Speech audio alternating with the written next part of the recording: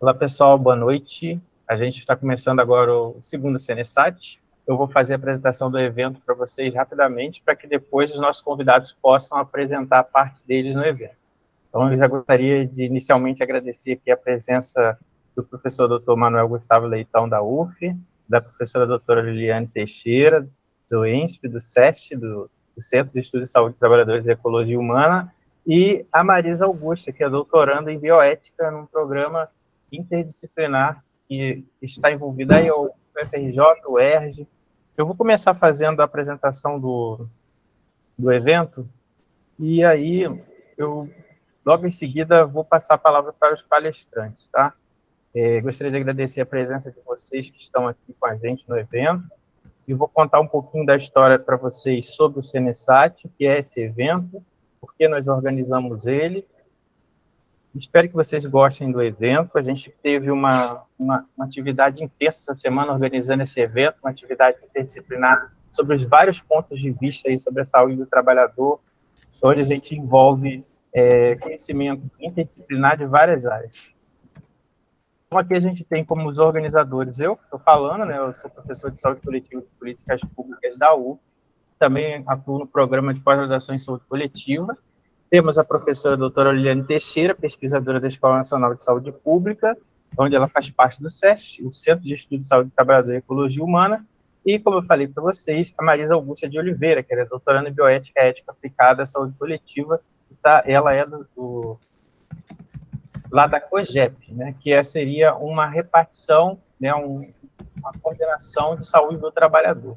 Então, a Marisa aí também teve um destaque aí com a gente, conseguiu várias palestrantes que vão estar com a gente aí durante a semana, nessa atividade síncrona, e ela está de férias, mas a gente não pode deixar de citar aqui a Marisa, assim como todos os envolvidos que estão aí, os monitores e todos os participantes, né, as apresentações de trabalho que vocês vão ver daqui a pouco.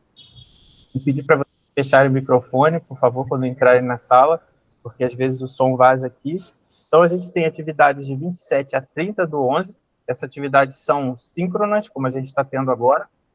E nessa primeira atividade de hoje, nós vamos ter 2 palestrantes, né? A gente vai ter a conferência de abertura, Saúde, Ambiente, Trabalho e Desafios em Tempos Atuais, professora Liliane, como eu já havia falado para vocês. Logo em seguida, a gente vai ter um tema sobre sustentabilidade, o que é, como e para quem, também muito interessante a gente ver esse ponto de vista do professor Dr. Manuel Gustavo Leitão Ribeiro, da UF, né, nosso colega aqui da UF. A gente vai ter também, no dia 28 do 11, vamos falar sobre o envelhecimento de trabalho, né, lá da Coordenação de Saúde do Trabalhador, a COGEP também, a psicóloga Thaisa Maria Garcia. Vamos ter um tema sobre alimentação e saúde, um olhar para a promoção da saúde do trabalhador, da nutricionista Lohane Carvalho Meloni, também da COGEP. Nós vamos ter uma palestra sobre saúde e ruído nos ambientes de trabalho, e aqui temos a arquiteta Marta Ribeiro Vale Macedo, também da COGEP. Nós vamos ter o André Campos Burigo, que vai falar sobre saúde, ambiente e agricultura. Então, essa é uma palestra que vai ser muito interessante também, já que nosso tema escolhido aí pelas redes sociais foi saúde, ambiente e trabalho, né, a temática do CNSAT desse ano. A gente vai falar também sobre os riscos psicossociais relacionados ao trabalho, com Marcelo Santos Rezende, psicólogo, doutor em psicologia social, também da COGEP. E também vamos ter uma palestra, uma discussão sobre a saúde no cuidado do trabalho, né, as contribuições da ergonomia do trabalhador. Renata Mendes da Silva Pinheiro, mestre de saúde pública e ambiente, também da COGEP. E existem atividades assíncronas que já estão acontecendo desde hoje de manhã, né, que são as gravadas que a gente fez durante a semana. Essas atividades elas estão disponíveis nos links. Nós tivemos a gente vai ter, ou quem tiver pode assistir durante essa semana, oficina de estimulação cognitiva para idosos. Nós vamos ter essa palestra, o Rafael vai falar das atividades que podem ser feitas com os idosos para poder manter essa saúde mental e concentração e memória. Nós vamos ter o minicurso sobre o burnout, que eu já gravei, está lá disponível para vocês, o diagnóstico da moda e a sua relação com o ambiente de trabalho. Nós vamos ter também uma oficina sobre violência na escola e saúde profissional de educação, a professora doutora Luciana Santos Pulier. Ela é doutora em ensino e biociências, trabalha no colégio universitário, muito interessante a palestra dela. essa situação toda de violência que a gente vive hoje nas escolas, e também pode até chegar às universidades, em alguns casos que a gente tem observado, como agir e fazer em relação a isso. Outra atividade importante também que a gente vai ter vai ser essa palestra sobre vigilância das ISTs, os avanços, epidemiologia e cenário atual. Muito interessante essa palestra, ela tem uma cara de mini curso, onde vocês vão aprender bastante coisas de diagnóstico, como atuar no tratamento, quais os tipos de medicamentos corretos, interpretação dos exames. Então, o Hugo foi meu aluno e ele está fazendo agora mestrado em saúde coletiva, muito interessante esse tema. A qualidade do sono e efeitos à saúde dos trabalhadores expostos aos agrotóxicos, do Marcos Vinícius do SESC, também interessante essa atividade, e também está gravada lá disponível para vocês. E em relação ao suicídio, a gente vai ter uma atividade, né, uma palestra refletindo sobre as abordagens das condutas no atendimento às pessoas que tentam suicídio, né? Isso é bem interessante, que a gente traz a visão aqui do enfermeiro Thales, que trabalhou muito tempo nessa parte, tanto em cuidados críticos como emergência. A gente vai ter também ambientes de acolhimento pré-natal e parto e respeitosos, da enfermeira Mariana Machado Pimentel. Ela é especialista em obstetrícia, muito interessante também. A gente pode observar que existem vários locais onde podem ser realizadas atividades, né, de parto, onde a parturiente pode ficar com mais conforto, ser acolhida pela família, e do jeito que ela quer. É uma palestra bem enriquecedora. E está disponível também para vocês no link para quem está inscrito. A gente vai ter a exposição ocupacional de dermatite de contato alérgica a metais. A Thelma trouxe bastante coisa interessante, inclusive alguns materiais que a gente entra em contato e nem sabe que aquilo ali tem metais. Antigamente as pessoas chamavam isso de metais pesados, o nome agora é metais, né? Então as pessoas às vezes continuam falando isso, né? Mas é interessante quanto que a gente se expõe a esses metais e algumas pessoas têm alergia. Suicídio, já falei para vocês. A gente vai ter o sofrimento psíquico e suicídios relacionados ao trabalho. A cientista social Marília Sintra vai trazer para a gente, ela é doutoranda em saúde coletiva pela Unicamp, e o ponto de vista das ciências sociais em relação ao suicídio e trabalho é muito interessante também. Alguns temas, eles se complementam, então você pode escolher como você vai assistir a esses mini cursos e essas palestras.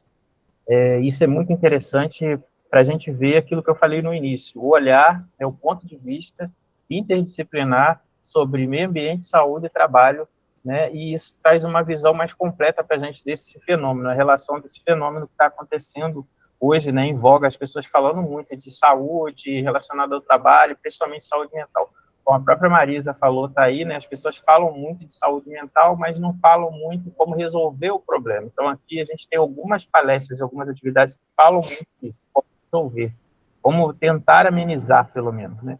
O impacto da indústria siderúrgica de Volta Redonda no ambiente e da saúde dos moradores, o químico Renato Marsulo, doutor em Química, ele também é do SESC. Essa palestra foi muito interessante também, eu acho que vai chamar muita atenção, né? Além daquilo que a gente vê nas reportagens que falam que está sujo, que está o ar contaminado, aqui a gente vai ver sob o ponto de vista de pesquisa. O que acontece do ponto de vista científico, né? Aqui uma imagem da apresentação dele da quantidade de rejeitos ao lado de um condomínio e como que isso pode ser passivo ambiental, pode afetar a vida das pessoas. Se alguém que tiver com o microfone ligado aí, por favor, desligue. Em relação ao processo, aqui falando de toda a etapa que teve, né, em relação a todos os fatores relacionados às atividades desse aterro, ele vai trazer.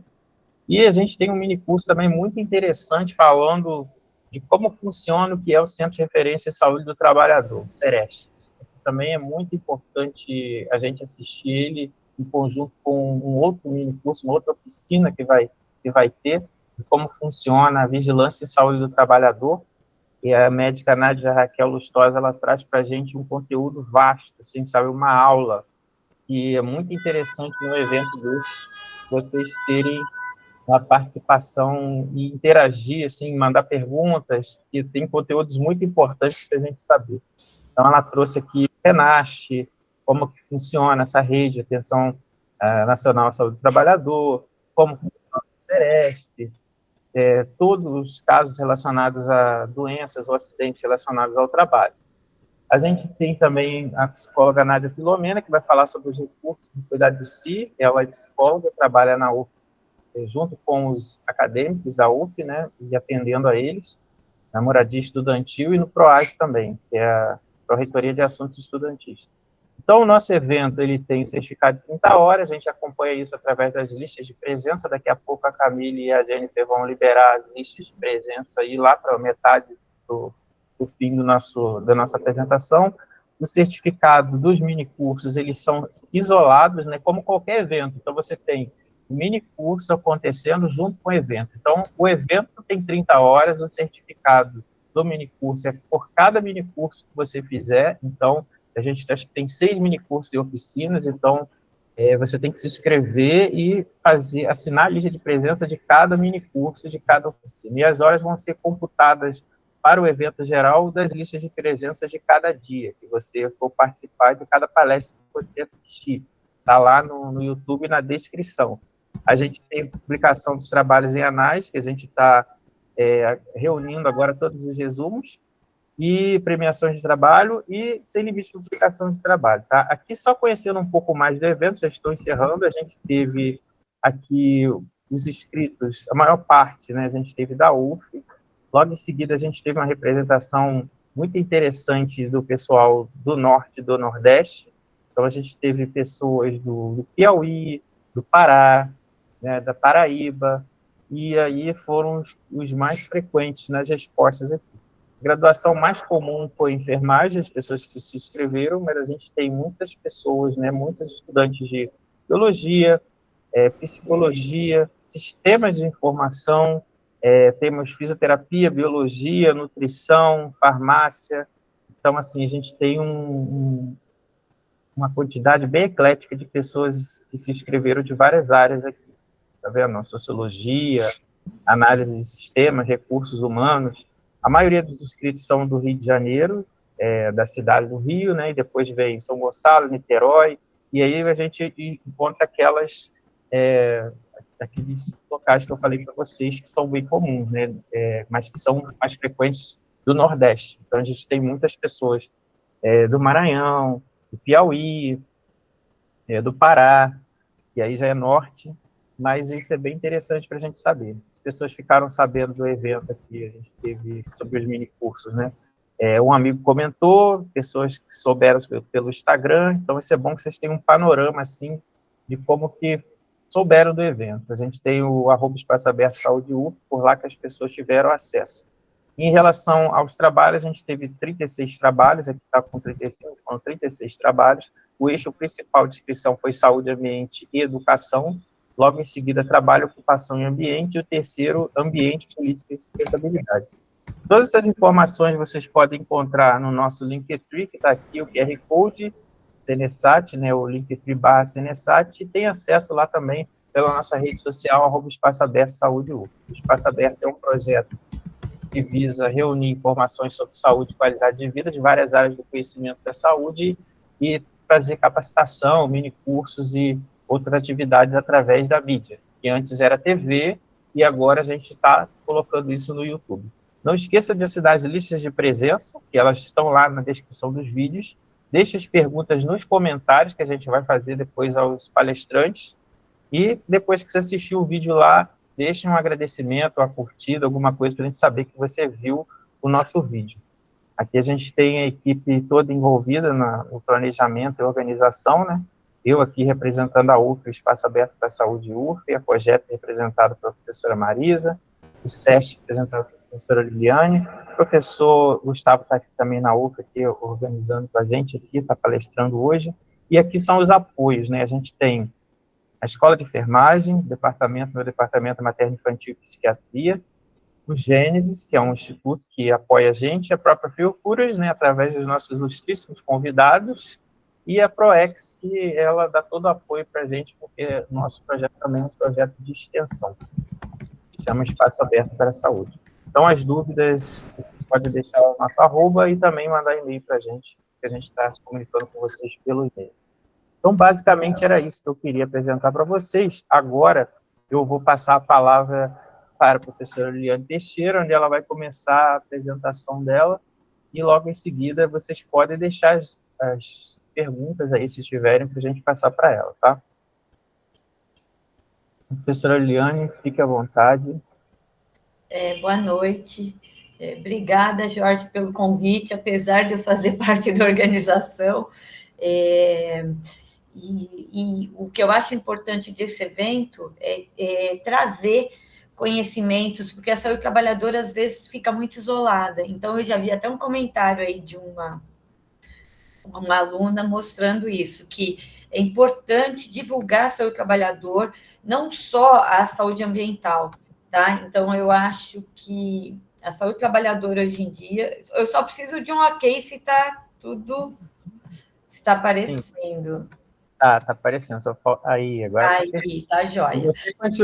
você continua aparecendo também na câmera, tá? Tá tudo Ah, bem. tá bom. Então isso é bom para não coçar o olho, o nariz.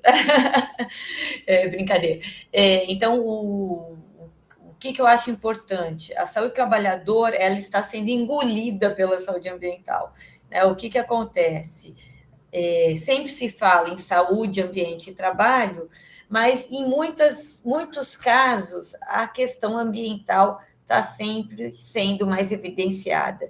Não estou falando que isso tem que acontecer ou não, mas eu acho que cada um tem seu nicho e que o nicho da saúde trabalhadora é muito importante, principalmente para os tempos atuais, como é o tema da palestra, né?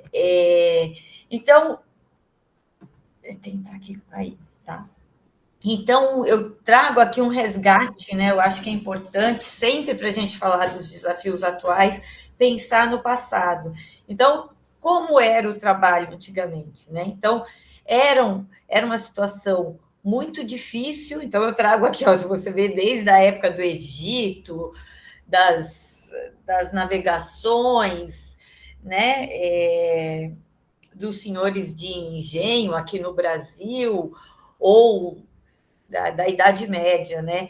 Mas o que eu quero trazer com isso? Que era uma época muito difícil, então tinha muito sofrimento, mas que hoje em dia você pode ver, né? Você vê de escravidão no Egito, ou na época das navegações, e hoje em dia a gente está encontrando muito trabalho similar ao trabalho escravo no Brasil. Então você fica assim, como que hoje em dia eu tenho altas tecnologias, mas eu estou tendo ainda situações da época, né? De muitos anos atrás, de séculos atrás.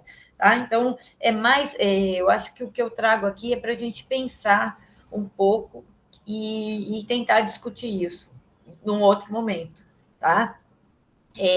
Só que nessa época, por mais engraçado que seja, um trabalhador tinha o controle total sobre o seu processo de trabalho.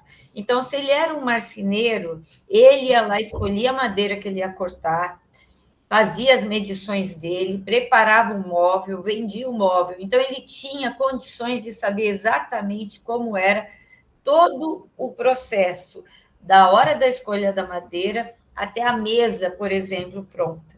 Tá? Hoje em dia isso não existe. Tanto é que você vê, às vezes, quando você quer um detalhamento de um produto e você não consegue, porque ninguém mais sabe como ele é feito na totalidade. Cada trabalhador sabe a etapa que ele faz, só aquele processo de trabalho, ele não tem ideia do conjunto.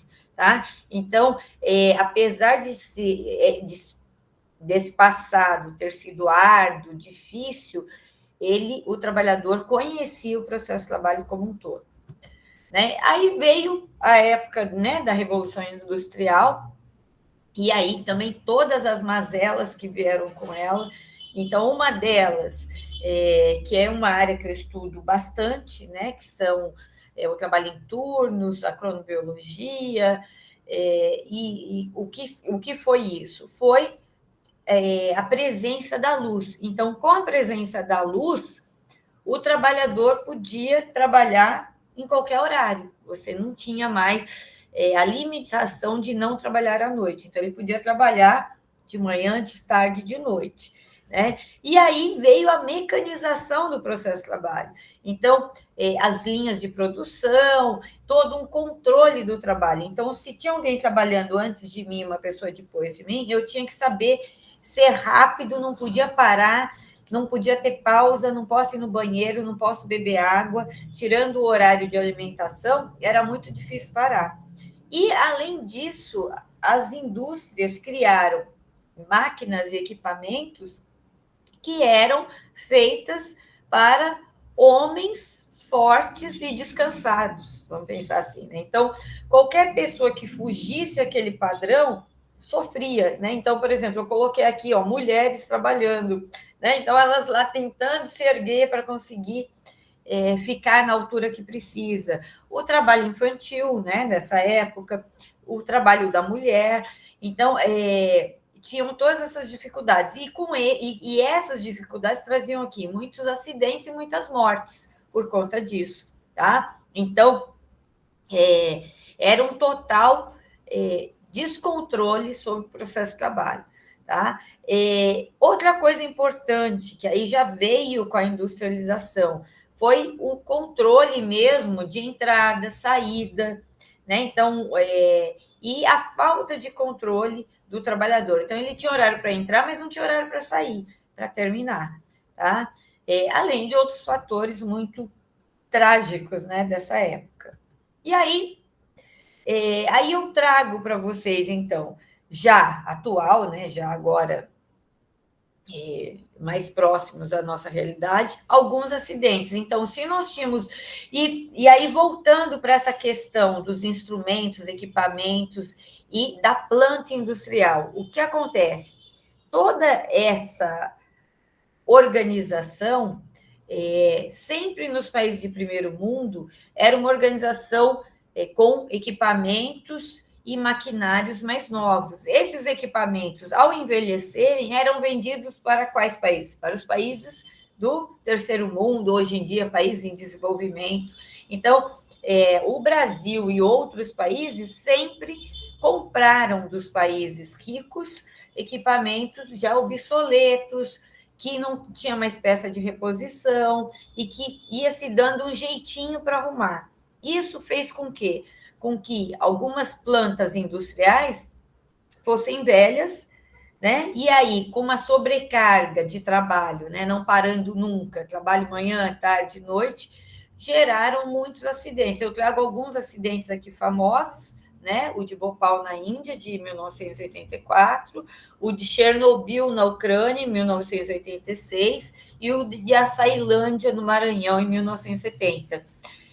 Todos esses casos você encontra facilmente filmes ou vídeos no YouTube que contam essas histórias. E são importantes para entender o que hoje em dia ainda acontecem acidentes parecidos com o que ocorreram nessa época, tá? E no Brasil, e agora assim, mais atual e que faz parte das pesquisas da Fiocruz, é o caso da Companhia Siderúrgica Nacional, que tem uma palestra gravada do Renato Marculo e que eu vou falar aqui rapidamente. Tá? O que é importante também, que eu acho que para vocês entenderem, com com a Revolução Industrial, com a produção, a mecanização do processo de trabalho, veio o que também? A utilização de muitas substâncias químicas que acabam fazendo mal para a saúde pública, para a saúde do trabalhador, para a população do entorno dessas indústrias, né? Então, nós temos aqui, eu trago para vocês alguns elementos químicos essenciais, né? Cobre, manganês, zinco, mas que, se utilizado de uma forma inadequada, passam a ser perigosos para os seres humanos e para o meio ambiente, e outras substâncias químicas que são já reconhecidas como carcinogênicas, né? Cádmio, cromo, níquel, arsênio, e outros que são possivelmente carcinogênicos, o chumbo, o estânio e mercúrio, tá? Antimônio.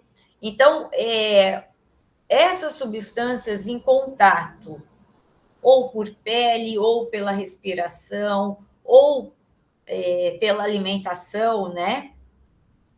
Traz diversos problemas de saúde, tanto para sistema nervoso, fígado, rins, pulmão, dermatoses ou problemas de pele como um todo, sistema gástrico e sistema cardíaco ou cardiorrespiratório. Tá? Então, é importante entender que existem muitas substâncias químicas e isso, com certeza, faz mal, tanto isoladamente, quando essas substâncias são misturadas. Tanto é que vocês vão ter aí a palestra do Gustavo na sequência, que vai discutir também muito sobre isso. E aí, o que eu trago com isso? Então, eu trago um pouco o conceito de expossoma, que o que seria isso? Então, nós temos fatores externos, fatores internos, e o conjunto dos dois vão levar a problemas à saúde do indivíduo ou de populações. Então, eu trago a própria radiação, né? O estresse, porque o estresse no trabalho, ou o estresse por estar desempregado, estresse familiar, pode também trazer consequências ao ser humano. Né? Os hábitos de vida, né? Então, esse é o mais conhecido, o fumo, o consumo de bebidas alcoólicas, o sedentarismo, uma alimentação não adequada, né? Com muitas substâncias, muitos produtos enlatados, não alimentos. Agora eu me esqueci aqui a palavra. Mas muitos alimentos ou enlatados ou conservados, com conservantes, né? Que também são substâncias químicas que também vão fazer mal à saúde. As próprias infecções, por exemplo, temos aí a própria Covid, né? Que trouxe até um novo modo de pensar. Então, na área de saúde do trabalhador, ela veio como um problema muito grande e, por exemplo, nós temos os trabalhadores de frigoríficos, que já tem muitos estudos mostrando que os trabalhadores de frigoríficos, principalmente em Santa Catarina, foram os locais onde teve o maior... esses trabalhadores foram responsáveis por uma maior disseminação da Covid, por conta deles trabalharem próximos, em um local frio, transporte, utilizarem o mesmo transporte, então haviam condições que favoreciam a disseminação da Covid. E aí, a partir da Covid, isso já ficou claro que existem outras doenças infecto-contagiosas que devem ter uma atenção da vigilância na área de saúde do trabalhador, tá? Uso de drogas, mas aí eu entraria como o estilo de vida, a dieta e a poluição, tanto uma poluição que pode estar no ambiente do trabalho, como uma poluição ambiental, tá? Então, todos esses fatores externos, mais o biotipo, né, do trabalhador. Então, como que ele lida com inflamações, quais são as doenças pré-existentes, quais são as comorbidades que esse trabalhador tem, como que ele libera as substâncias tóxicas, qual é a flora intestinal desse trabalhador. Então, você tem diversos fatores e mais os fatores genéticos, né? Então, isso tudo pode, esse conjunto de situações pode levar a questões endócrinas, questões hormonais, alterações imunológicas e alterações do próprio sistema nervoso, tá? Então, isso tudo traz problemas para a saúde como um todo. E aí, eu até trago aqui um exemplo de uma alteração no sistema circadiano de trabalhadores em turnos. Então, além do trabalho, além das questões ambientais, da exposição química, o trabalho, outras questões de organização do trabalho também são importantes, mas o trabalho em turnos faz com que o organismo perca aquela sincronia, não funcione como uma orquestra. Essa orquestra perde o ritmo e cada instrumento toca de uma forma. Então, o próprio trabalho em turnos vai levar o quê? A questões cardiovasculares, né? Então, o trabalhador em turnos com uma desregulação endócrina ou sem, só pelas questões do trabalho em turno, pode ter alteração da pressão arterial, alteração no peso, né, no índice de massa corpórea, no tecido adiposo, e isso vai fazer com que ele tenha um aumento de marcadores inflamatórios e podendo ter doenças cardiovasculares. Outros problemas de saúde são o quê? Redução na produção de melatonina e na síntese, né? E aí, tendo a melatonina, é um hormônio muito relacionado ao início do sono, então isso pode ter influência no início e na duração do sono, o estresse relacionado ao trabalho e distúrbios do próprio ciclo vigília-sono, nos horários de dormir, acordar e outros problemas de sono. Então, ele pode ter problemas de saúde mental ou desordens neurológicas. E, por último, os fatores ligados à questão hormonal. Então, o metabolismo, a produção dos hormônios, alterações no horário da alimentação e nos hábitos alimentares. A gente sabe que pessoas que trabalham à noite é muito comum trocar uma dieta mais saudável por uma dieta muito ligada a fast food, né? Pizzas, lanches e outras dietas mais calóricas e gordurosas, e intolerância e questões relacionadas à intolerância à assimilação de lipídios e glicose, tanto assimilação como queima, tá? Aqui você pode, os principais exemplos são os profissionais da saúde, trabalhadores petroleiros, trabalhadores ligados à indústria, motoristas, profissionais ligados a voos, né? Então, pilotos, copilotos e comissários de bordo, trabalhadores de mina. Então, isso tudo pode levar ao quê? A síndrome metabólica, que é um conjunto de fatores ligando diabetes, hipertensão, alterações na glicose, nas gorduras ruins, né? Vamos dizer assim, e alteração do IMC, tá? Então, e todas as outras desordens gastrointestinais, tá bom? Como eu falei, o trabalho em turnos é um dos fatores importantes na hora de você pensar na organização do trabalho, mas você tem outros fatores importantes. Então, as demandas do seu trabalho, então, a carga de trabalho, o apoio social que você tem no trabalho, o controle que você tem para fazer as suas atividades e controlar esse seu processo de trabalho, tá? A relação com a chefia e com os colegas, então, como que essas demandas chegam para você, chegam assim, olha, você fica dias sem ter atividade nenhuma e depois falam, olha, hoje você tem que me entregar isso, tá? Então, isso, toda essa forma de gerenciamento do trabalho é importante.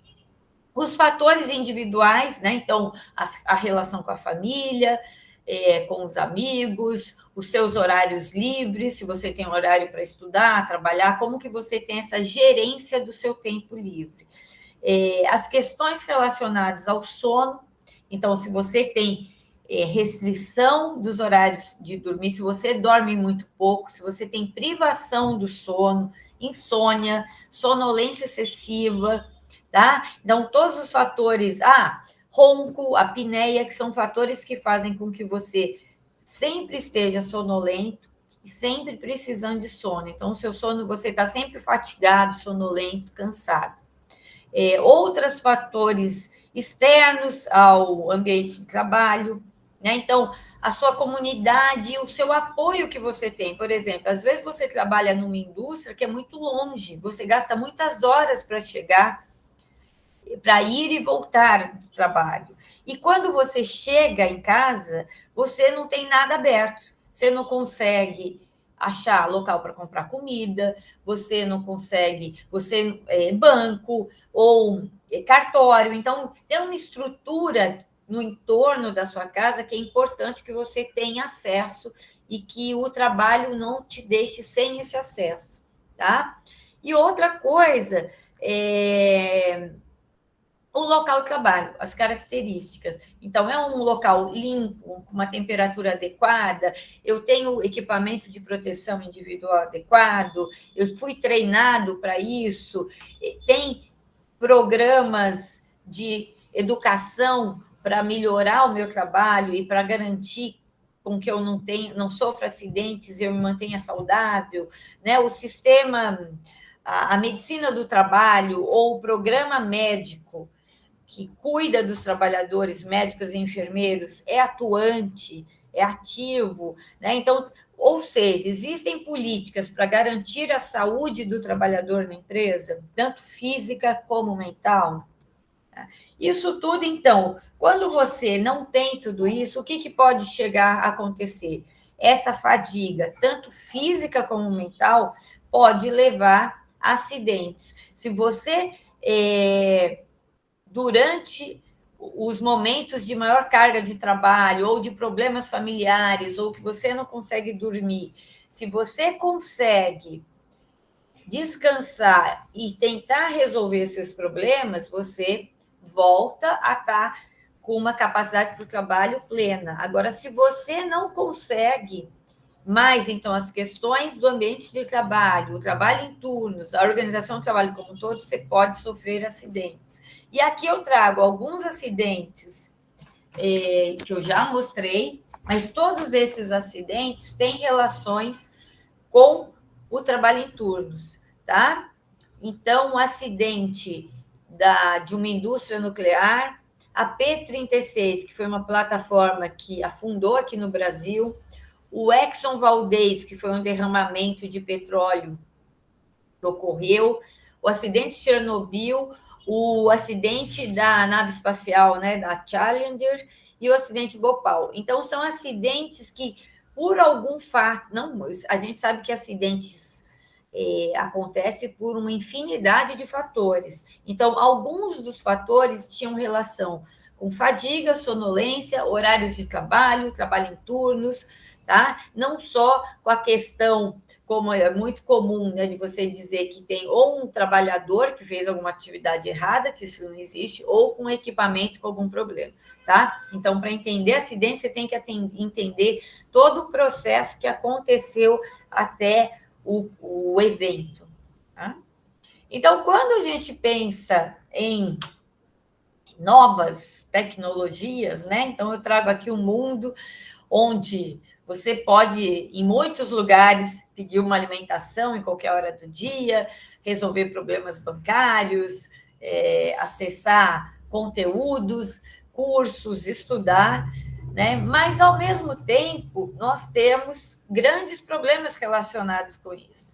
Então, hoje em dia, você tem grupos de pesquisadores que estudam as plataformas digitais e qual a relação com o trabalho. Então, aqui eu trago o empreendedor de hoje em dia, né? Então, um trabalhador que trabalha entregando para o iFood ou entregando alimentos ou outras coisas, que tem que alugar uma bike, né? Uma bike do Itaú ou de outros bancos ou outras instituições, que trabalha com sol, com chuva, não tem um dia de descanso, não tem nenhum apoio, e que essa legislação está cada vez... essas empresas ficam com esse jogo, né? Então, olha, eu tenho um trabalhador que não é meu trabalhador, eu terceirizo, então ele é trabalhador de quem? Né? Se ele não é o trabalhador da Uber ou do iFood, ele trabalha para quem? Então, fica esse jogo de interesses e a situação de todos esses trabalhadores indefinida. Isso tudo piorou muito. A legislação trabalhista passou por uma série de problemas, né? Agora que pode ser, isso está começando a ser revisto, mas, então, a nossa legislação trabalhista foi toda retalhada, e com a pandemia isso piorou muito, tá? Então, hoje em dia, você tem muitos trabalhadores sem nenhuma segurança financeira, sem aposentadoria, sem 13º, sem poder se afastar por doença, não pode se acidentar em momento nenhum. Então, é uma situação muito difícil. E as mulheres que também gostam, vamos dizer assim, a mulher, não que ela gosta, a mulher tem uma tendência a preferir trabalhar à noite, trabalhar em turnos, trabalhar em casa, né? Mas por que isso? Para ela poder, muitas vezes, cuidar da família, ou dos filhos, ou dos pais, ou de alguém que está doente, ou de todos ao mesmo tempo, tá? Então, ela se priva de dormir, de comer, de fazer muitas atividades para garantir a saúde da família. E com essas questões digitais, a situação dela piorou muito. E isso a gente viu muito na pandemia, né? A grande queixa das mulheres tentando trabalhar, fazer comida, estudar com os filhos e fazer tudo isso, muitas vezes sozinha ou com pouco apoio, porque o marido ou o homem que estava em casa, ele sentava no computador e ia trabalhar muito bem, e parava para almoçar. Então, tanto é que foi um período de muitas críticas, né, aos relacionamentos e da mulher, às vezes, enxergar, falar, olha, qual o papel do homem nessa família, né? Não é só prover, ele tem que participar. Eu trago, então, aqui, então, quando a gente está discutindo toda essa questão de novas tecnologias e o trabalho na atualidade, eu mostro alguns trabalhos que eu faço parte, que eu coordeno ou que eu faço parte do projeto, e para mostrar para vocês, por exemplo, quebradeiras de coco babaçu, elas continuam sentadas no chão quebrando coco. Essa é até uma mesa patenteada pelo nosso grupo de pesquisa, sem fins lucrativos, para tirá-las do chão e diminuir as dores nas costas, tá? Então, elas continuam isoladas, apesar que é um trabalho que elas gostam, sentar em roda, cantar e trabalhar em conjunto. Então, isso é a força delas, elas se orgulham de sustentar a família com tudo que o babaçu lhe dá, né? Que elas têm acesso. Então, tudo que você vê nesse chão, elas utilizam para fazer carvão, para fazer a farinha do mesocarpo, o óleo do babaçu, a casca também pode ser usada como adubo, como artesanato, até roupa de babaçu, tá? Então, sorvete de babaçu, e aí milhões de produtos à base de babaçu. Então, elas se orgulham disso. Mas, ao mesmo tempo que elas se orgulham, elas têm as grandes empresas na região controlando o acesso ao babaçu, elas têm uma lei livre, a lei do babaçu livre, mas tem muitos, não é no estado inteiro, alguns são em alguns municípios do Maranhão. As questões do agrotóxico, que também já chegou na região delas e já está trazendo muitos problemas de saúde e contaminação do solo e tudo que a gente já está vendo e sentindo as consequências hoje em dia, tá?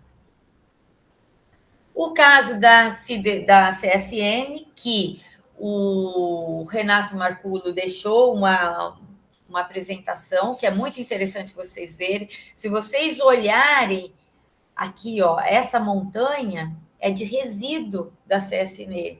Esses resíduos aqui, ó, chegam no rio, que é o Paraíba do Sul, que esse rio abastece qual cidade? Rio de Janeiro, tá? Então, os moradores, tanto é que já tem outros estudos. Eu tenho 2 alunas que produziram material nesse projeto. O Marcos Vinícius também tem uma apresentação aqui para vocês sobre qualidade do sono, e diversos outros alunos da professora Fátima Moreira. Então, tem muito material produzido. E qual é a nossa grande questão? Às vezes, a gente não encontra valores de referência diferentes de um trabalhador ou de um morador. E por que isso? Porque toda a cidade está contaminada. Eu estou generalizando, eu não posso generalizar assim, porque tem outros resultados importantes, tá? Mas é muito difícil por conta de uma exposição múltipla, tá bom? Outro projeto importante, e misturei as apresentações, são os guardas de endemia e os agentes de combate à endemia, que o Marcos Vinícius, sim, apresenta dados de sono, é um projeto multicêntrico, com muitas instituições envolvidas, tentando melhorar a qualidade de vida desses trabalhadores. Eles aplicam o fumacê, ó, nas casas, vão passando nas ruas. E se você pensar, é o mesmo trabalho que um trabalhador rural faz numa plantação, que um daqueles aviões vão passando também nas fazendas e jogando. Todos eles trabalham com agrotóxicos, tá? E o atual, ou o que eu ultimamente gasto mais energia, é a Rede de Trabalhadores de Covid-19, que começou na pandemia e que hoje em dia nós estamos com um projeto de Covid longa em trabalhadores offshore.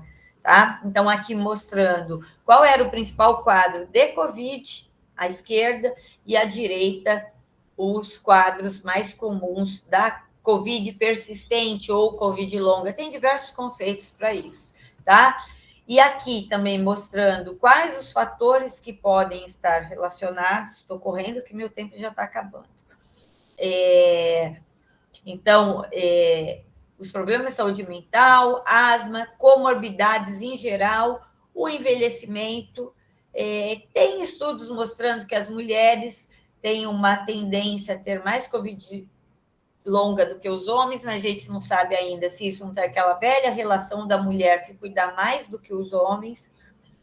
Alguns resultados laboratoriais anormais, os fatores sociodemográficos, as questões relacionadas ao trabalho, principalmente trabalhadores da saúde, professores, os trabalhadores de frigoríficos e da área do petróleo.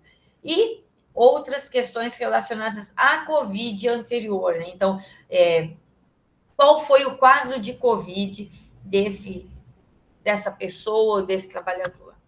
E aí, então, o principal tema das questões relacionadas à Covid, a Covid longa, e eu acho que de hoje em dia, não posso só dizer que é de Covid longa, é o quê? As queixas de saúde mental. E aí, existem vários trabalhos até nossos, podcasts, palestras de sindicatos sobre saúde mental e, por exemplo, um aumento do número de suicídios na Petrobras, que não é divulgado. Então, assim, a saúde mental é o tema que tem que estar a saúde do trabalhador tem que estar preocupada. Tá? Existem os problemas? Existem. Claro que cada município, cada cidade, cada região ou bairro tem o seu próprio problema para cuidar, mas a saúde mental é um problema nacional que precisa de muita intervenção. E aí eu trago essa pirâmide de Maslow, mas eu acho que eu nem vou entrar nela, só vou falar o quê? O que é necessário para o trabalhador ter uma satisfação no trabalho e fora do trabalho. Então, é muito claro, né? Os fatores fisiológicos, não pode passar fome, precisa de água, comida, repouso, os fatores relacionados à segurança, né? Onde mora, no transporte e no país, o apoio social da família, amigos e a comunidade, a estima, então, a aprovação da família, dos amigos, o reconhecimento da comunidade e, por fim, a autorrealização, tanto profissional como religiosa, como educacional, como os passatempos, então, que a pessoa tenha tempo para tudo isso e se satisfaça com isso. E no trabalho, então, quais são esses principais fatores? Horários de trabalho ou uma organização do trabalho adequada, um ambiente físico adequado, segurança no trabalho, que ele chegue e fale, olha, aqui realmente eu estou seguro, não só com relação aos aspectos físicos, mas aos benefícios, a remuneração, a permanência no trabalho, tá? O apoio social dos colegas e chefias, o reconhecimento pelo trabalho que ele presta, então, promoções e o reconhecimento e responsabilidades tanto dele com a empresa e da empresa com ele, e um trabalho, atividades novas que traga desafios, um crescimento pessoal, participar das decisões é muito importante, e a diversidade e autonomia que ele possa ter no trabalho, tá? Eu trago aqui 2 frases que eu fui numa exposição do trabalho, né, no Brasil, que acabou nesse final de semana, e aí eu vi, eu falei, não, vou levar para a apresentação, que é só para a gente refletir e tem um pouco a ver com o que o Gustavo traz aí depois, tá bom? Aqui tem toda a produção do grupo sobre a Rede Trabalhadores de Covid, e eu trago um pouco das fotos dos parceiros, amigos, mas falta muita gente ainda, não consegui achar material para preencher. Já passei do tempo, deixa eu parar o compartilhamento, né, que eu esqueci. Está ótimo, está muito bom. A gente... Como tiro e... Aqui, ó. Aí, tem que parar de compartilhar. Aí, ó. Mas a gente teve aqui uns comentários, né? O próprio professor Manuel estava falando aqui do Exposoma, aí ele vai poder falar. A gente teve uns comentários aqui sobre o fumacê, que desapareceu, né? Em alguns locais a gente não vê. Mas é muito interessante essa sua fala, que trouxe a união, né? De todas essas frentes que a gente pode observar do ambiente, a relação disso com a saúde e também ali o trabalhador, né? E esse trabalhador, muitas vezes, que é penalizado, como a professora Eliane coloca desde o início, a culpa sempre é do trabalhador, ou de ações individuais, e não há um olhar amplo da situação, sempre o olhar de que a culpa é da pessoa, né? Um erro dela ou de alguma coisa, mas se esquece da organização do trabalho, da situação de trabalho, das condições de trabalho, de várias coisas que a palestra foi enriquecedora e trouxe para a gente. Muito obrigado, então, professora Liliane. Obrigada, vou ficar agora aqui ouvindo o Gustavo. A palavra agora para o professor Manuel Gustavo, professor doutor do Instituto de Biologia da UF. O professor pode ficar à vontade para a gente ver se está funcionando a apresentação. Não esqueça, pessoal, a lista de presença já vai estar rolando aí, para vocês não esquecerem de assinar. Obrigado, Jorge. Vocês me ouvem? Eu tirei o fone, porque eu acho que sem o fone, para mim, é melhor aqui de apresentar. O som também ficou melhor. Ficou melhor? Ah, que bom. Deixa eu colocar aqui.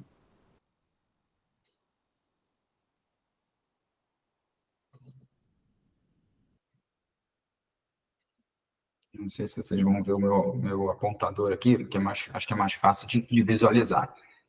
Então, eu queria... Está aparecendo. Aparecendo? Ótimo.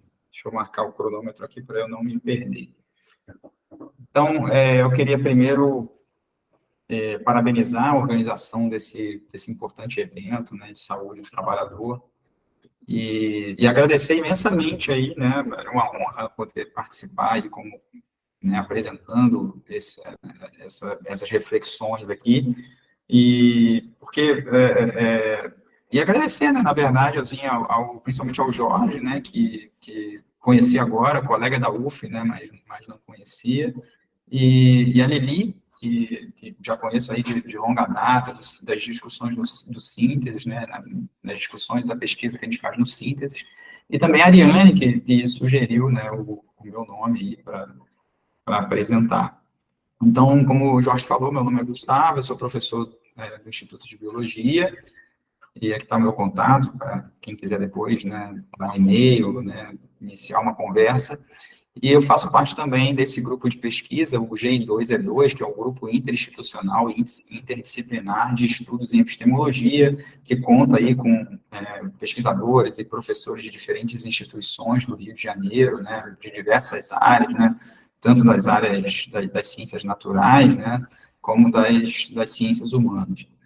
Então, dito isso, assim, eu acho que o tema que eu vou trazer aqui tem uma relação muito grande com o que a Lili apresentou, e é muito emblemático, né, que a gente esteja falando sobre isso, sobre um tema sustentabilidade, porque ela vai afetar diretamente as condições de saúde, principalmente da classe trabalhadora, né, e principalmente de algumas profissões especificamente, aquelas em que as pessoas se expõem mais ao ar livre, né, principalmente muito calor e etc.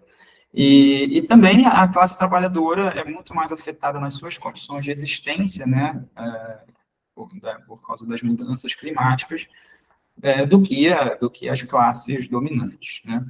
Então, assim, eu vou apresentar inicialmente um preâmbulo aqui, um breve histórico, né, de como que surgiu esse conceito, né, de sustentabilidade ou desenvolvimento sustentável. Imagino que muitos aqui já conheçam, mas, assim, na década de 70, no início da década de 70, surge o que seria o primeiro livro, assim, que coloca essa relação entre a destruição sistemática dos recursos naturais e a relação geopolítica, né, ali existente, né? O nome desse livro é Os Limites do Crescimento, tá?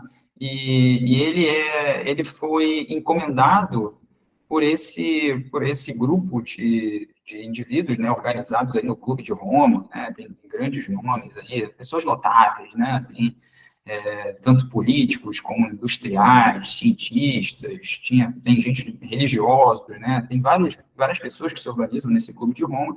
O Clube de Roma, ele contrata um instituto de pesquisa de Massachusetts para fazer um levantamento, né, sobre essa relação entre a destruição do ambiente e o futuro do planeta, né? E aí é nesse livro que começa o gênese, né, do conceito de desenvolvimento sustentável, né, ou sustentabilidade, né?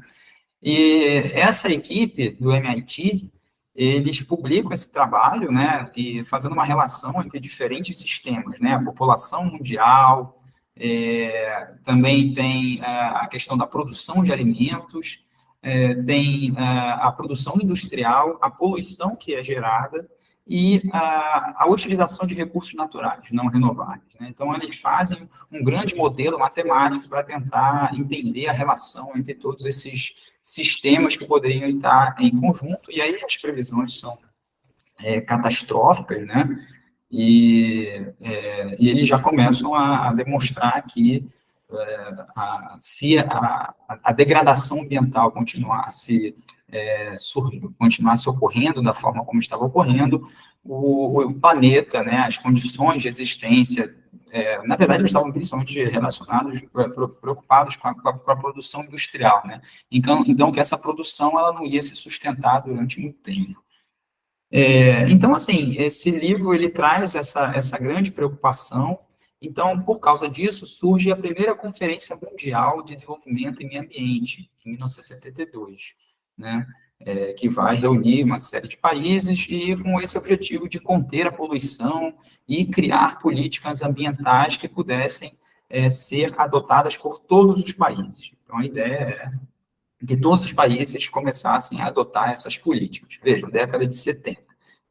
Só que aí, logo depois dessa primeira Conferência Mundial, vem aquela crise do petróleo, em que os países produtores de petróleo, eles começam a fazer embargos, né, para que o petróleo não fosse vendido para todos os países, colocam o preço lá em cima do petróleo. E aí, isso acaba fazendo, primeiro, né, desestabilizando essa relação entre os países centrais e os países periféricos, né? Os países periféricos demonstram um grande poder naquele momento, porque eles podem controlar o preço do barril, e aí os países centrais falam assim, olha, a gente tem que começar a investir, inclusive, na nossa industrialização, para a gente poder se tornar menos dependentes, etc. E aí, tudo que foi colocado sobre as políticas ambientais naquela primeira Conferência Mundial, vai tudo por água abaixo, porque começa, então, uma produção industrial tremenda, né, e sem nenhum controle dos danos ambientais que aquilo ali podia estar causando. Bom, e aí, a gente tem que entender o seguinte, né, que essa produção industrial, a principal emissão, né, de gás carbônico aqui antrópica, né, é a produção industrial. Então, a gente vê aqui, como a Lili falou, né, que após a Revolução Industrial, a gente vai ter esse boom, né, de problemas, tanto na área de meio ambiente, como também na área de saúde das pessoas, dos trabalhadores envolvidos no contexto fabril, nas fábricas, etc. Então, a gente começa a observar um aumento exponencial na emissão do gás carbônico, né? Existem algumas oscilações aqui, por exemplo, né, que tem o tal do choque do petróleo, tem essas oscilações que diminuem a emissão de CO2, aqui tem a pandemia de Covid, que também diminui a emissão de CO2, e a gente vai ter, ao mesmo tempo, né, uma série de fatores que vão influenciar nessa discussão que começa aí na década de 70, da destruição ambiental, né? Então, a gente tem as revoluções que aconteceram aí nesse momento, né? A Revolução Cubana, próprio Maio de 68, né? Os movimentos do Maio de 68 na França, a Guerra do Vietnã. Tem também o livro, né, da Primavera Silenciosa, que é de 1962, que a Lili comentou, que vai influenciar enormemente o movimento ecológico naquele momento, e de certa forma, nesse livro, né, ela vai colocar, aí, vai fazer as primeiras denúncias, né, do uso do uso desenfreado dos pesticidas na agricultura. É ali que surge, né, uma reflexão sobre o DDT, né, o principal pesticida que era utilizado na época. Então, vejam que tudo isso aqui vai influenciar enormemente nesse movimento ecológico, e começa, então, a surgir uma discussão, né, nos países, principalmente nos países centrais, de como manter esse desenvolvimento econômico diante de toda essa discussão que está tendo sobre os danos ambientais ao planeta. Além de tudo que eu falei, né, tem outras revoluções acontecendo nesse momento no mundo, né, as lutas contra as ditaduras da América Latina, movimentos anticoloniais em África, etc. Então, toda essa conjuntura aqui vai levar a essa grande discussão. Então, não é algo que vai ser vislumbrado apenas pelos presidentes, né, ou pela Organização das Nações Unidas, etc. Não, isso está altamente influenciado pela conjuntura política e a agitação daquele momento.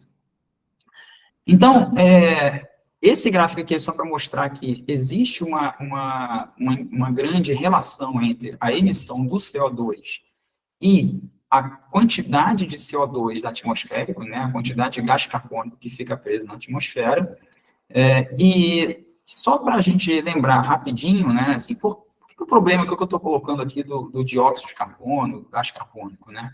Porque dentre os gases causadores do efeito estufa, né, que é um aquecimento do planeta Terra, o gás carbônico é aquele que vai ser o maior influenciador desse aquecimento, né? Tem aqui o metano, tem outros gases, né, o dióxido nitroso, mas o gás carbônico vai ser o principal agente influenciador desse aquecimento, né? E esse aquecimento, em um determinado momento, ele é muito importante porque ele impede que as temperaturas da Terra fiquem extremamente frias, né? Então, ele permite a existência da vida, né, no planeta Terra. O problema é que quando ele começa a aumentar de concentração de uma forma muito acelerada, né, causada pela Revolução Industrial, isso começa a causar um aquecimento gradativo por causa do efeito estufa, tá? Então, assim, a gente tem essa é uma das questões mais básicas, né? Assim, até que ponto os gases do efeito estufa vão influenciar o clima, né? Hoje a gente já conhece muito mais sobre isso, né? Então, assim, o CO2 ele vai ter uma importância não apenas nessa questão do aquecimento, mas também uma importância direta sobre os oceanos, né? São as águas dos oceanos. Se a gente olhar aqui, a gente está vendo o aumento do gás carbônico dissolvido na água, né? Isso aqui um crescimento exponencial, né, do oxigênio, do gás carbônico dissolvido na água. Essa aqui é a projeção alarmante aí para o final do século. E quanto mais CO2 dissolvido na água, menor o pH, ou seja, maior a acidez dessas águas, né? E essa acidez, na verdade, aqui a gente está vendo que o pH dos oceanos era ali em torno de 8,2, 8,16, a 8,2, ali numa época pré-industrial. Hoje a gente está aí em valores de 8,1 aproximadamente, né? 7,9, 8, 8,1, que pode parecer pouco, né? Mas a gente tem que pensar que o pH é uma escala logarítmica, né? Então a concentração de íons H+, ela está maior do que bem maior, significativamente maior do que ela estava nessa época pré-industrial. Isso causa, então, o que a gente chama de a acidificação dos oceanos, né? Ou seja, um aumento aí de 30% na acidificação dos oceanos. Essa acidificação, para falar aqui muito rapidamente, o CO2, quando ele chega nos oceanos, na água, ele vai formar o ácido carbônico, né, que vai se combinar com a água, formar ácido carbônico, e esse ácido, ele se dissocia rapidamente, né, muito facilmente, em íons H+, e bicarbonato. Isso aqui acontece de forma normal, isso aqui é uma reação normal que acontece. Dentro dos oceanos existem íons carbonatos, que são muito utilizados por uma série de organismos, né, que a gente chama de organismos calcificadores, que vão utilizar esse carbonato para fazer o seu esqueleto, né, e para crescimento desses organismos. Quando acontece uma acidificação do meio, uma boa parte desses íons carbonato, né, que estariam disponíveis para esses organismos, eles voltam a ser bicarbonato e, com isso, menos carbonato fica disponível para esses organismos poderem crescer e se desenvolver. Qual é a consequência disso? Né? A consequência é que uma perda da diversidade desses organismos e, se nós olharmos para os organismos que estão na base da cadeia alimentar nos oceanos, né, ainda tem um outro fator, que é o seguinte, né, esse aqui é um estudo que foi apresentado aqui pelo professor Ricardo Iglesias, numa palestra que eu sugiro que todos assistam, né. O professor Ricardo Iglesias, ele é professor colaborador da FRJ, e ele é o autor do livro Capitaloceno, A Era da Barbárie, que é um livro que é difícil de encontrar, né? Já tentei encontrar, mas a edição está sempre esgotada, né? Mas ele fez essa palestra, que é uma palestra muito bacana, que ele vai falar sobre o livro dele, né? Essa palestra aqui foi promovida pela Liga Acadêmica de Relações Ambientais da UF, e foi no meio da pandemia, foi ali em 2020, início da pandemia, né? Então, o professor Ricardo Iglesias, ele apresenta esse trabalho que foi publicado na Nature em 1994, sobre esse autor aqui, James Lovelock, que é o mesmo cara que criou a hipótese Gaia, né, enfim. Mas, dentre as outras maluquices do Lovelock, ele tem um trabalho que é também um modelo computacional. Ele diz o seguinte, né, para resumir aqui: quando o CO2 chega numa determinada concentração, atingir uma determinada concentração, que ele diz ali que é em torno de 400 ppm, 400 partes por milhão, haverá um aumento muito alto, muito intenso, né, e rápido na temperatura dos oceanos. E esse aumento muito rápido, isso aí é em torno de 6 graus, tá, gente? Um aumento muito alto na temperatura dos oceanos, e isso levaria praticamente a extinção do fitoplâncton, né? Então, nesse modelo aqui, o fitoplâncton ele cai rapidamente com essa mudança na concentração de CO2. E, né, para quem não sabe, aqui o fitoplâncton ele é a base da cadeia alimentar marinha. Se o fitoplâncton morre, então acaba praticamente toda a vida marinha, ou há um desequilíbrio enorme na vida marinha. Bom, então esses são alguns dos efeitos do CO2, né, do gás carbônico. E esse trabalho aqui é mais recente, de 2021, se eu não me engano, mostra que, olha, não é que o fitoplâncton não está se extinguindo, a gente não está vendo isso, mas a diversidade dele está mudando, né, está tendo uma mudança aí no comportamento desses animais, desse fitoplâncton, dessas algas, desculpa, e a gente tem que continuar acompanhando isso aí, tá? Então, isso é o que o CO2 faz aí. Bom, e aí a gente pensa assim, então a gente tem que parar de emitir CO2, ou a gente tem que diminuir, né? E aí, então, com isso, a ONU cria, em 1983, com base em todos esses trabalhos aí que estavam surgindo, né? Aquele primeiro trabalho de 1972, naquele livro, ela cria essa Comissão Mundial sobre o Meio Ambiente e Desenvolvimento. Essa comissão aí, depois, ela vai produzir um trabalho em 1987, né, chamado Nosso Futuro Comum, ou Relatório Brundtland, em homenagem à presidente, né, da comissão, essa primeira-ministra aqui da Noruega.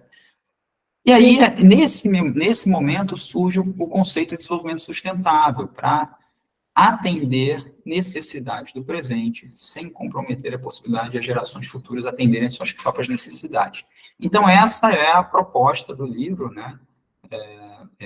Atentar para que seja possível uma reorganização da produção em escala mundial, para que a gente possa, ao mesmo tempo, atender tudo que a gente precisa hoje, mas, ao mesmo tempo, garantir as necessidades das gerações que estão vindo, né? E aí, nesse relatório, né, esse relatório ele é uma tentativa, então, de organizar, né, os países, a gente tem que fazer alguma coisa. E aí, como uma das consequências, ocorre a primeira Conferência das Nações Unidas sobre o Meio Ambiente, aqui no Brasil, aqui no Rio de Janeiro, né, chamada ECO 92, ou Rio 92. A Rio 92, ou ECO 92, ela cria, então, a chamada Agenda 21, né? A Agenda 21 era uma série de... Depois eu vou falar um pouco mais sobre a Agenda 21, mas eu quero falar mais sobre a ECO 92. A ECO 92, nas palavras aqui do Leandro, nesse outro artigo aqui, que eu acho do Leandro Dias, né? A Ideologia do Desenvolvimento Sustentável, Notas para Reflexão, ele diz: a ECO 92 serviu para, então, impregnar a sustentabilidade em toda a política econômica e social. É muito emblemático que essa primeira conferência tenha acontecido no Brasil, né, porque a gente o Brasil era uma economia de desenvolvimento industrial tardio, né, tinha um governo que estava começando a implantar as ideias neoliberais, né, que era o governo do Fernando Collor, e era um governo que é um país que tem a Amazônia, né. Então, depois de 1992, né, não por acaso, vai surgir, em 1994, um acordo, né, que a gente chama de Acordo TRIPS, que era um acordo que permitia, que regulava todo o comércio, né, e a extração de recursos naturais no mundo, né, principalmente dos recursos naturais extraídos dos países periféricos, dos países subdesenvolvidos, né. Obviamente, esse acordo, ele estava com medo, ele surgiu, né, com medo de que acontecesse a mesma coisa que aconteceu com a crise do petróleo, né. Então, era uma forma de regular que esses países continuassem fornecendo esses recursos naturais que poderiam ser explorados pelos países centrais e todo regulado por um grande acordo, né? Então, esse acordo não poderia ser ferido. Então, os países periféricos, como o Brasil, a Argentina, etc., né, com grande biodiversidade, esses países assinaram esse acordo, levaram algum tempo para elaborar as suas normas, etc., mas eles assinaram esse acordo.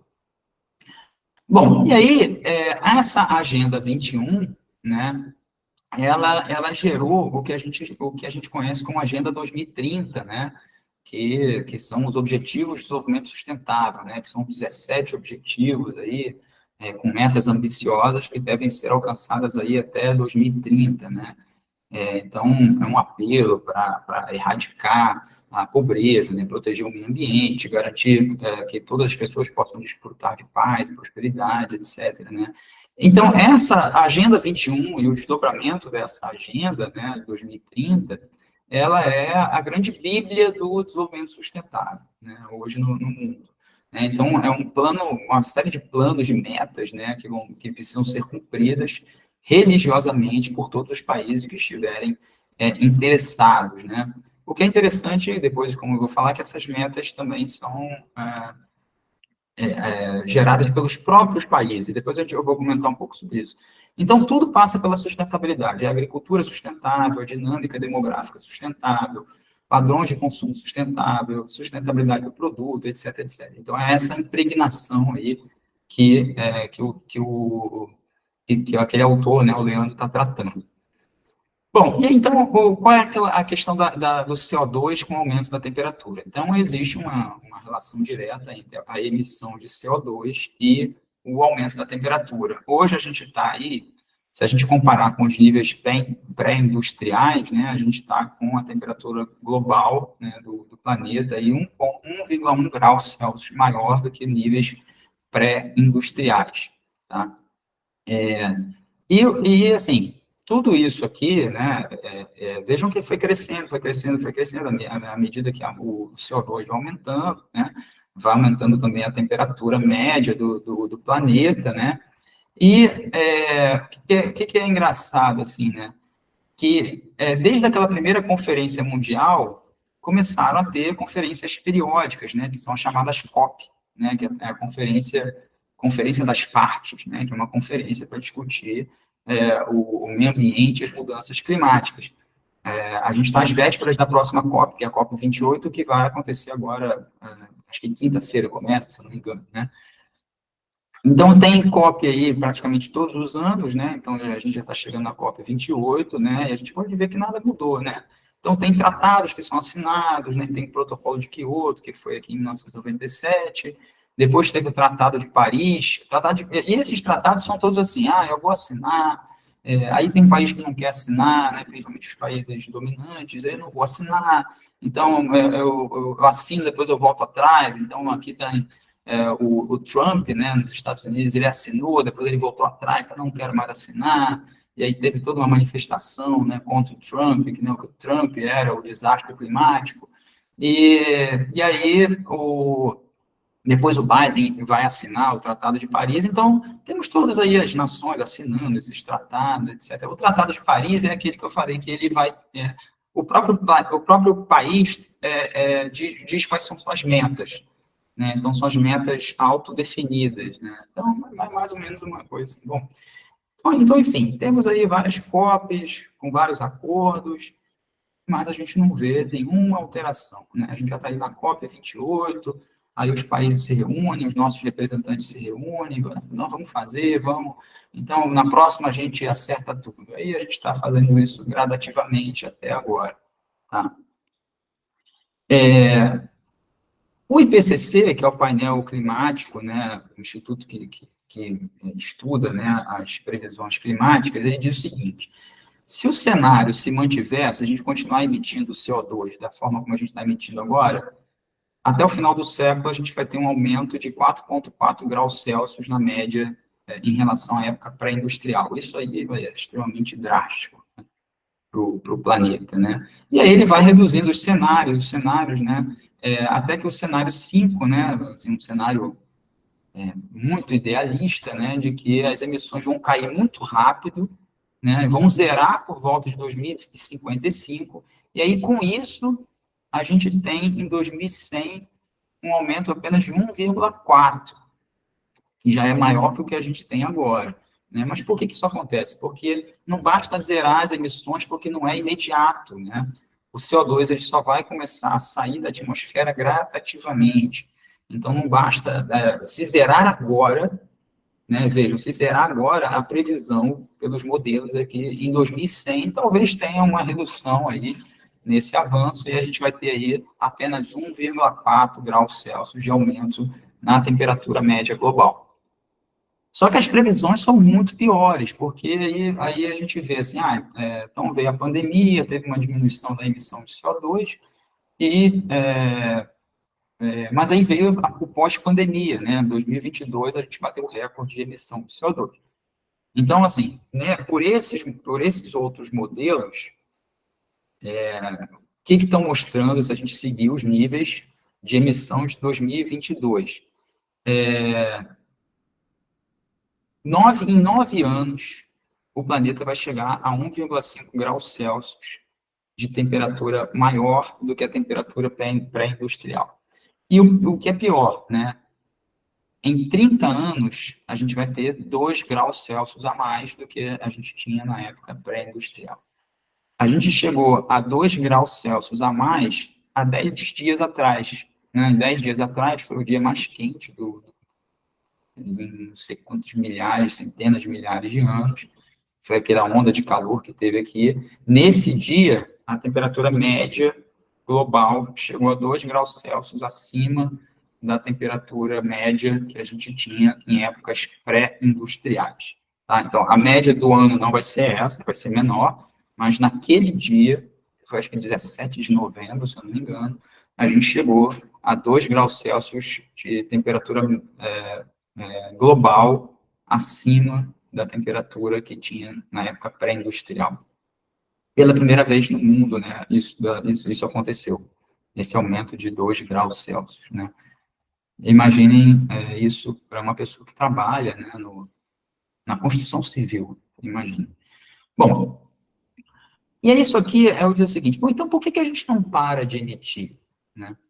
Esse aqui é um gráfico que mostra a relação entre a emissão de CO2 e o PIB, né? Então, vejam que se a gente fizer uma análise, uma regressão aqui, vai bater quase 1, né? Porque tem uma relação direta entre emissão de CO2, produção industrial e, consequentemente, PIB. Então, eu fico me perguntando, né, qual é a nação que vai dizer assim, não, eu vou zerar as minhas emissões de CO2 e vou reduzir o meu PIB, né? Qual é a nação que vai fazer isso? Foi o que o Trump fez, né? Ele falou assim, não vou, porque vai reduzir o PIB, eu não vou me reeleger, e aí eu não vou, isso vai ser muito ruim e tal. Então, é isso, né? Deixa eu avançar aqui para ir um pouquinho mais rápido. Então, assim, a gente vê que o desenvolvimento sustentável, ele enfrenta essa questão, enfrenta um problema, né? Para que um país continue crescendo e se desenvolvendo, ele precisa continuar emitindo CO2. Se um dos países assina um tratado e diz, olha, eu segui a risca aqui, mas os outros não, esse país fica para trás, então ele não se desenvolve, o que vai acontecer com esse país? Então, para a gente entender qual é a relação desse desenvolvimento, né, a gente precisa entender o que é, como é que se organiza a sociedade no sistema capitalista, né? Ou seja, como é que é insustentável essa produção capitalista, né? Ou por que o desenvolvimento sustentável não pode ter apoio, né? O desenvolvimento sustentável não se sustenta na sociedade capitalista. Então, veja, acho que o grande avanço, né, que o Marx e o Engels tiveram foi de compreender como é que uma determinada, como é que uma sociedade se relaciona através da produção. Então, isso aqui é só rapidamente para a gente ver que uma sociedade, ela vai se dividir no que a gente chama de infraestrutura, que são onde acontecem as relações de produção, né, seria o nível econômico dessa sociedade, e uma superestrutura onde está o poder político, né, e o poder econômico, mas também o poder jurídico, político e ideológico. Tá? No sistema capitalista, essas relações de troca que antes aconteciam da seguinte forma, né, eu tinha uma mercadoria, eu trocava essa mercadoria por uma outra mercadoria de mesmo valor. O sistema capitalista, ele é muito diferente disso. Porque no sistema capitalista, a mercadoria que eu vendo no mercado, ela sempre tem um valor a mais. Está vendo que eu tenho um Dzão mais Dzinho, né? Então, no sistema capitalista, para que o sistema capitalista possa se sustentar enquanto sistema de produção, o valor do capital ele tem que ser sempre maior a cada ciclo de produção, senão deixa de ser capitalismo, né? Então, ou seja, eu preciso sempre produzir e vender aquelas mercadorias, eu preciso realizar aquela venda sempre com um valor a mais do que eu tinha antes. Isso se chama capitalismo, que é diferente de todos os sistemas de produção que existiram antes. O sistema feudal, o sistema escravista e etc. E o que surge imediatamente disso é uma competição, né? Essa competição entre os capitalistas, entre os industriais, entre monopólios e entre nações.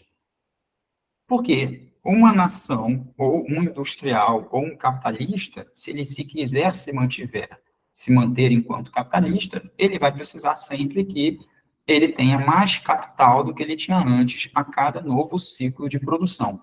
Então, não é porque ele quer, é porque o sistema capitalista é assim. E se ele não fizer isso, o que vai acontecer? Ele vai ser engolido pelos outros. Ele vai ser engolido pelos outros capitalistas, pelos outros monopólios ou pelas outras nações. O que o capitalista precisa, então, comprar para ele produzir? Ele precisa comprar matéria-prima, ele precisa comprar instrumentos de produção e ele precisa comprar força de trabalho. Né? Se ele precisa sempre produzir para obter um ganho de capital a cada ciclo, ele precisa cada vez mais de matérias-primas, de instrumentos de produção e de força de trabalho, para que esses ciclos possam continuar existindo. Bom, e aí, assim, de onde vem esse lucro do capitalista? Ele vem apenas da venda da mercadoria? Não, ele não vem da venda da mercadoria, né? Ele vem do aumento do valor que a mercadoria passa a ter durante o processo da sua produção. Né? Quem vai aumentar o valor da mercadoria é o próprio trabalhador. Como a Lili falou, né? Aquele trabalhador que antes ele conhecia todo o seu trabalho, todas as suas etapas daquele trabalho, ele agora apenas mais uma pequena etapa de um processo produtivo amplo. Né? E esse processo produtivo amplo faz com que a mercadoria tenha um valor maior. Né? Então, quando a gente chama de mais-valia, a mais-valia é justamente a exploração capitalista, né? Porque a força de trabalho vai ser aquela que vai ser responsável por transferir em cada fase do processo de produção o valor da matéria-prima para o produto final. Então, isso caracteriza o que a gente entende como a exploração no modo de produção capitalista. Tá? E aí eu queria fazer as considerações finais, já estourei aqui o tempo, já estou em 34 minutos. Por que a noção de desenvolvimento sustentável, ela não é um conceito que a gente pode julgar como científico, né, dentro dos modos de produção, dentro do modo de produção que nós temos hoje, modo de produção capitalista em escala mundial? Porque o capitalismo, ele vai engendrar, ou vai gerar, a partir dos seus próprios mecanismos, sempre uma superexploração dos trabalhadores, por causa daquilo que eu falei, a cada ciclo de produção, e também uma superexploração do meio ambiente. Esse slide aqui eu roubei do meu amigo, né, do Rodrigo Volcan, que também apresentou uma palestra muito interessante sobre a noção de desenvolvimento sustentável como ideologia.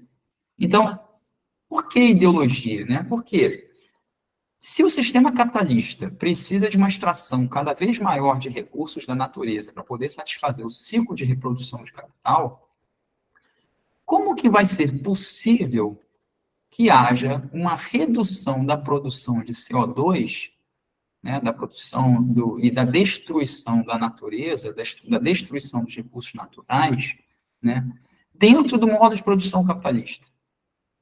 Essa é uma conta que não bate. Né?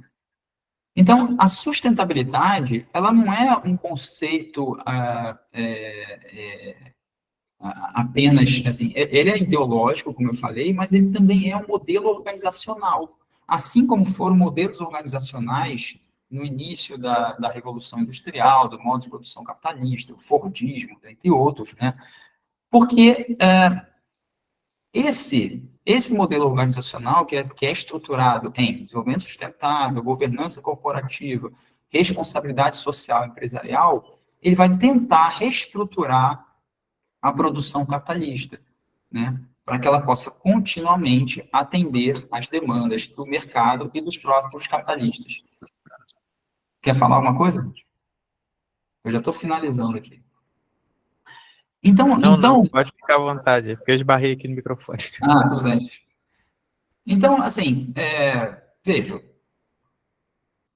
ela pode ser considerada um conceito ideológico porque, como eu falei, os seus pressupostos não têm uma base científica dentro da compreensão científica de como funciona o modo de produção capitalista.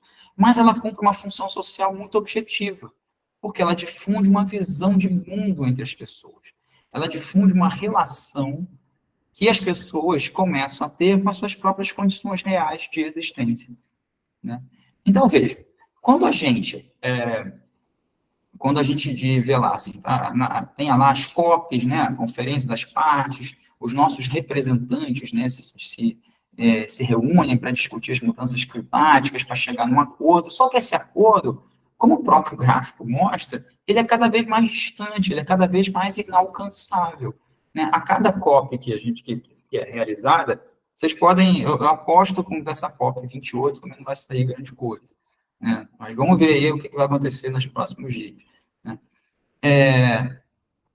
O que acontece? Se aqueles capitalistas, aqueles caras, aqueles representantes que estão lá, né, discutindo as mudanças climáticas, discutindo o que cada nação quer fazer, não conseguem chegar a um acordo, né, o que acaba reforçando? Aquela visão individualista que o próprio Jorge comentou aqui, que é uma visão individualista, essa visão individualista, né, individual, de que o próprio trabalhador, ele é culpado pelas suas próprias condições de saúde, quando ele fica doente, ele é culpado, etc. Essa mesma visão individualista, ela acaba se fazendo presente aqui, na noção de que se eu fizer a minha parte, ou se cada um de nós fizer a nossa parte, então a gente vai salvar o planeta, ou pelo menos vai salvar as condições de existência dos seres humanos, né? Porque nós não vamos destruir o planeta, nós vamos destruir as nossas condições de existência, né? Então, é como se, nessa visão individualista e reducionista, né, é como se a sociedade não fosse nada mais do que um conjunto de comportamentos individuais. Então, é muito simples. Transferimos a culpa para as pessoas, e as pessoas, então, vão tomar as suas próprias iniciativas individuais, às vezes coletivas, para tentar salvar aí o que ainda resta, né? Então, assim, através desse controle dos meios de ensino e de difusão de ideias, engana o povo, convencendo-o de que o sistema de exploração em que vivem é bom e que, se eles vivem mais condições, tal fato não se deve ao sistema, mas sim a defeitos individuais, e aos defeitos individuais de cada um, a preguiça, a embriaguez, a falta de capacidade intelectual, etc., né? Esse controle dos meios de difusão de ideias de educação, nós chamamos de poder ideológico, né? Então, o poder ideológico, eu vou passar mais rápido aqui, é a base do que o Althusser, né, o Luiz Althusser, chama de aparelhos ideológicos do Estado. Então, não é por acaso assim, que a gente hoje vive numa situação em que nós somos altamente estimulados através de educação ambiental, nossos professores e professoras, nossas escolas, os nossos alunos, aqui na biologia, pelo menos, eles são todos eles, formados dentro do paradigma da sustentabilidade, né? Então, por quê? Porque isso é um poder ideológico tremendo. Significa, então, Gustavo, que você está dizendo que a gente não tem que fazer nada? Não, não é isso, né? Existem iniciativas muito bacanas, né? Iniciativas criadas pela própria classe trabalhadora, né? A Lili mostrou lá uma mesa, né, que eles fizeram para aquelas trabalhadoras lá, que fazem as quebradeiras, né, do coco, né? E, assim, essas iniciativas da classe trabalhadora, elas são incríveis, né? São muito bacanas. O que é importante para a gente é a gente mostrar que essas iniciativas, né, elas são pouco significativas dentro dessa escala maior, né, que o capitalismo atingiu, né? Então, assim, o problema não está em ensinar a educação ambiental, fazer reciclagem, separar usar menos, economizar água, né? É muito bacana fazer isso, né? Não é um problema isso. O problema é quando a gente não propõe outras alternativas, né? Nós temos que criar outras alternativas e que essas alternativas signifiquem realmente uma ruptura com o modo de produção capitalista, porque o modo de produção capitalista, ele é, por si próprio, destruidor pelas suas próprias características, né? Não é porque um presidente é mau, ou porque um capitalista é mau, e etc., né? Então, assim, para finalizar, eu só queria finalizar com isso aqui, né, com uma frase, assim, eu acho que diante dessas aceleradas mudanças climáticas, da escalada das catástrofes ambientais, da destruição cada vez maior dos recursos naturais, nós estaríamos vivendo um período pós-pandêmico ou será que estaríamos num período pré-neopandêmico? É isso, gente. Muito obrigado. Acho que eu passei um pouquinho aí dos 40 minutos. Peço desculpas aí. Nada que isso. Agradeço a atenção de todos. A gente que agradece. Teve aqui uns comentários, né, da preocupação sobre esse tema que tem aqui no nosso chat. E agradecer aí a apresentação do professor Gustavo, brilhante. Eu acho que isso tudo que a gente viu, é importante a gente pensar que para poder ter mudança, não adianta só ter um discurso pré-fabricado sobre isso ou aquilo de sustentabilidade, mas sim pensar que as ações elas têm que ser coletivas, como o professor Gustavo traz. Então, a gente tem que pensar de mudanças estruturais, seja de forma política, institucional, da própria classe dos trabalhadores, né? E também a gente pensar em estratégias que são coletivas e que surtam efeito em médio e longo prazo, não só as coisas pontuais. Não adianta culpar somente a pessoa ou achar que você sozinho fazendo uma parte, você vai conseguir modificar alguma coisa, né? Aquela história de uma andorinha só não faz verão. E essa parte, quando a gente falou, né, que até foi uma preocupação aqui, quando a gente falou do ambiente, da primeira palestra da professora Eliane, e assim, esses agrotóxicos e pesticidas estão em tudo. Aí a gente vê que quando a gente observa a palestra do professor Gustavo, a gente percebe que não é só questão só do agrotóxico, como a professora Eliane falou, são várias frentes, e essas várias frentes se somam, infelizmente, para uma destruição do ecossistema, né? E esse ecossistema é onde a gente vive, né? Por isso até eu acho interessante o nome Centro de Estudos de Saúde do Trabalhador e Ecologia Humana, porque quando a gente estuda ecologia, né, no ensino médio, a gente já vai percebendo que a gente vive em comum, né, em comum acordo, em harmonia com outras espécies e que a gente depende dessas outras espécies. E quando o professor traz, falando do fitoplâncton, do aumento da temperatura dos oceanos, então isso tudo é muito interessante. Queria agradecer novamente ao professor Gustavo, à professora Eliane, a professora Marisa está aí também, uma das organizadoras, que ficou com a gente aqui até o final. A gente não teve muitas perguntas aqui, tem os agradecimentos do pessoal, a lista de presença está aqui também. E é isso, gente. Muito obrigado. Amanhã a gente tem a apresentação de trabalhos à tarde. Daqui a pouco a gente vai disponibilizar esse vídeo no canal para quem não pôde assistir agora, poder assistir depois. Não esqueça de preencher a lista de presença. Muito obrigado, professores. Boa noite, então. Agradeço a todos. Eu agradeço, João. Boa noite. Obrigada. Boa noite.